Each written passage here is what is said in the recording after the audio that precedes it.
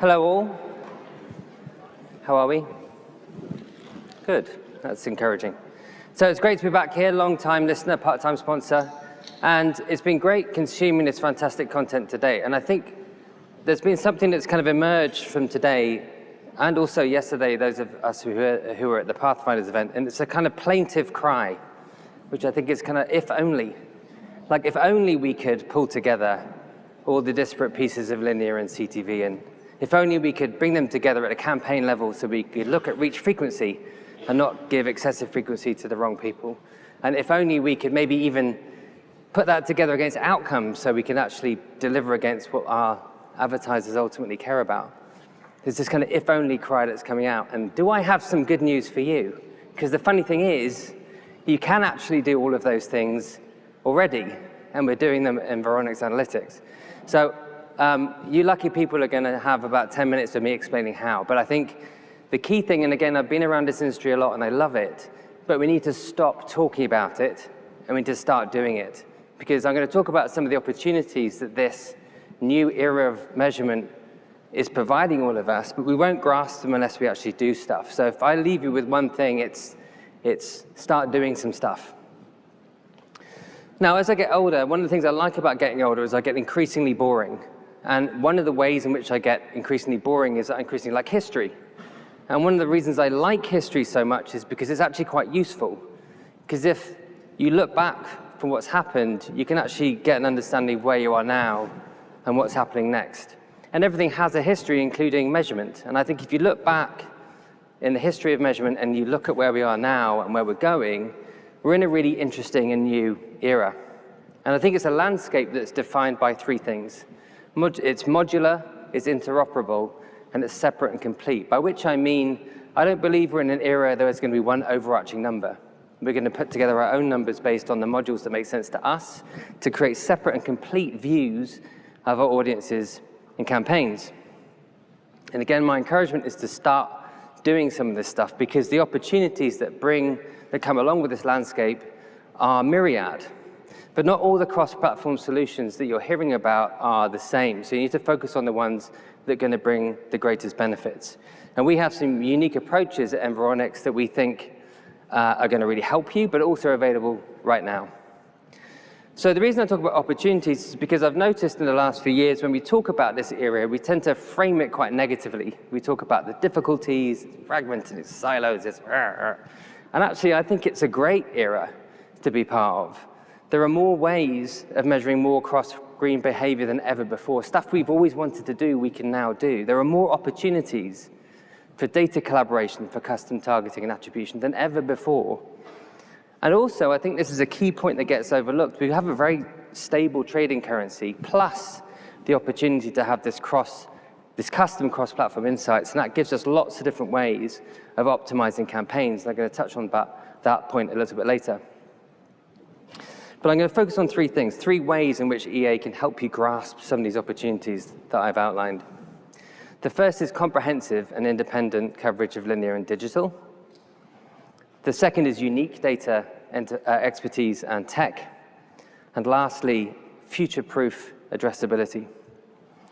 So comprehensive independent campaign measurement is important because we've heard a lot about different solutions today, but they necessarily are limited because they're coming from a particular inventory, a particular platform. And that's great, don't get me wrong, but a limited view necessarily and inevitably provides limited opportunities. What we can offer is analysis of all channels, across all the broadcast landscape and all broadcasters.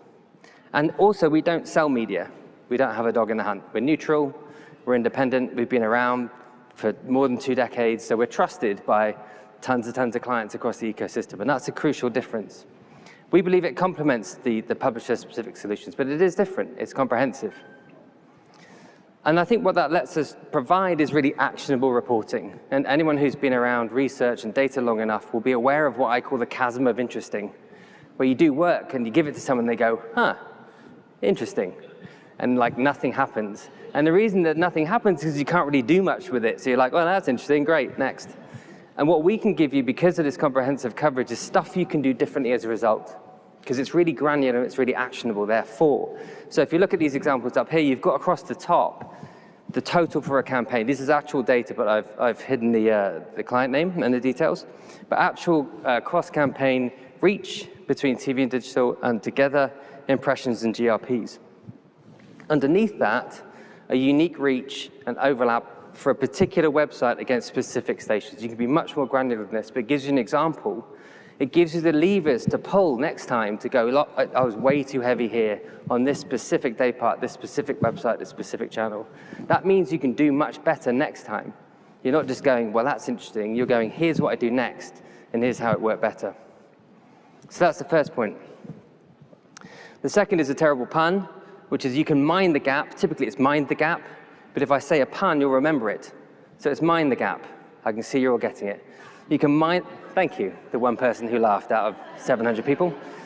Mind the gap through our unique data and expertise. So remember, we have this stable trading currency, but the gap between that and your planning audience, whether you're selling or buying, that's where the opportunity lies. So you can find these hidden gems. When you're looking through the data, every single index is an opportunity. It's an opportunity to optimize the channel and platform mix differently. And when we're talking about planning audiences, that can be, there's a vast range of planning audiences that we could create. We have over 30,000 variables describing a wide range of consumer behavior in Canada. So the ability to mine that gap between those two, the trading audience and the planning audience, is vast. And here's a little look at how we do it. So we have a fantastic clean room environment. Again, earlier today, if only there was a clean room that could bring this data together, and I was biting my tongue, because we have one. We've had one for a few years. We can bring together set-top box data, for example, from our friends at Bell Media or from Rogers and Chorus. We can combine that with log-level data. We have done with Trade Desk. We could do so with others, and get this glorious cross-platform reach frequency and deduplication. Now, that's great. What we can then do is take it up another level, because we have 20 years of experience. We have 150 data modelists, data scientists, and brilliant people. We can take that data and then model it out nationally. Again, both against, for instance, adults 25-54, and then also, for instance, against pet owners. So that gives you all those glorious opportunities to make everything better. And the last point is future-proof addressability. Hopefully, you will all be aware of the fact that a few months ago, we announced an exclusive partnership with LiveRamp.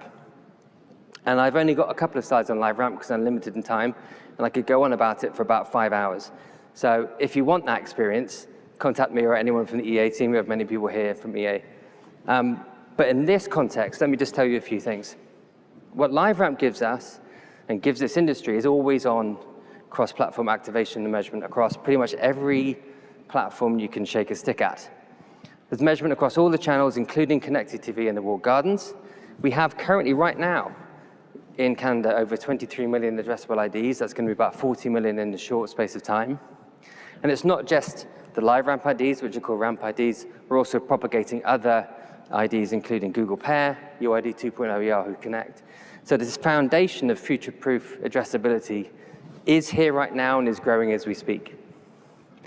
And because LiveRamp's an international company, it's in over 22 countries, it's a massive company, we have partnerships that we can activate and use here in Canada. So this is just a selection of some of the partnerships that we can take advantage of through the LiveRamp connection. So again, if you go back to these, if only we could measure these channels, if only we could get across all of them, bring it back together in one place, I give you.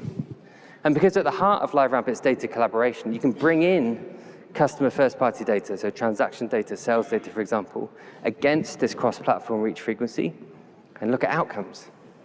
It's all here. It's all possible right now. And we know it works. So this is an example from the States, but applies equally up here. So this is targeting effectively on CTV through LiveRamp. There was an online food delivery service. They wanted to launch a people-based targeting strategy across CTV, tying it back to app orders. There's that great thing about driving outcomes that really matter to the advertisers. So what they did was they launched Ramp ID campaigns against CTV and measured it and compared it to broad targeting. And they saw, as you would hope, fantastic results. 37% increase in conversion versus broad targeting, and a 5.3% decrease in cost to acquire a new customer. So all these if-onlys are actually available right now. So in sum, I think we need to recognize that a new landscape creates new opportunities. We need to approach it positively. No one does anything negatively. If you have a negative frame about stuff, you don't do stuff. If you're positive about stuff, you do stuff. So let's act. Let's remember that this is a positive time where we can do stuff we've dreamed about for decades. We can provide 3 key advantages that let you grasp the opportunities that are ahead of all of us. One is comprehensive and independent coverage across the whole span. The second is unique data and expertise that lets you mine that gap. Again, remember the plan lets you mine the gap between the trading and the planning audience. And thirdly, future-proof addressability through our exclusive partnership with LiveRamp. You may have heard me say this before. It's available right now.